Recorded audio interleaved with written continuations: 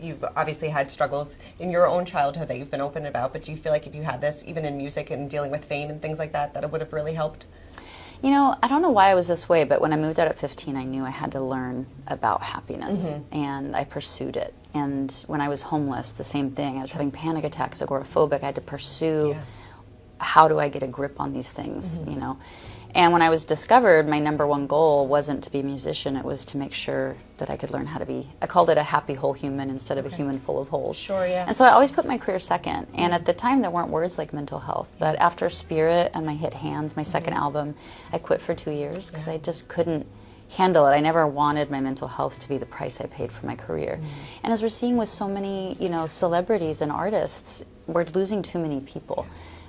This job is a difficult job, but so many jobs are. We have a lot of pressure that we're dealing with in the world. I know you know the name that comes to mind. Obviously, the tragic news about Liam Payne from One Direction. I mean, like you said, it's so hard to kind of probably sustain, you know, dealing with so many different emotions, with the fame, with the celebrity, with the music, and trying to keep on that high level. I would imagine it's extremely difficult.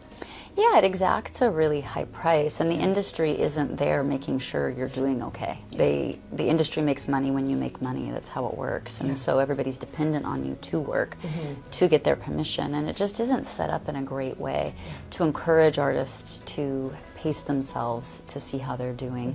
I mentor probably 15 or 20 musicians, and a lot of it's about how do you pace yourself, how do you not believe the lie that if you drop out of the spotlight, you're going to be irrelevant. You know, that haunts people, and it shouldn't. We have to pace ourselves. Yeah, no, it's so true. I know that you were on stage with Olivia Rodrigo not too long ago. Is she one of those people that you mentor?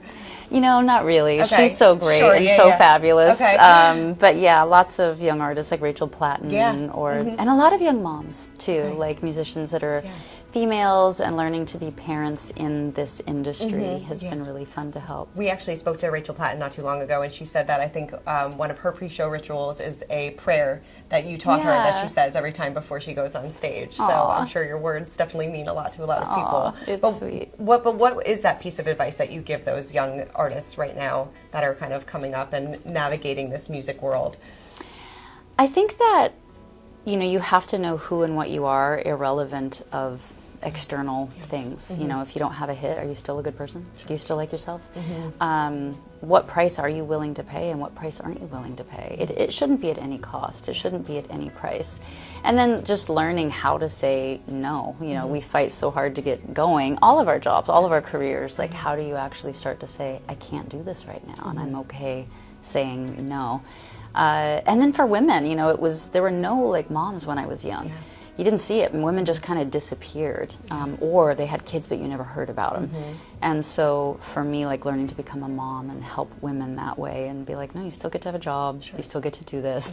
You're going to work differently, but it's going to work.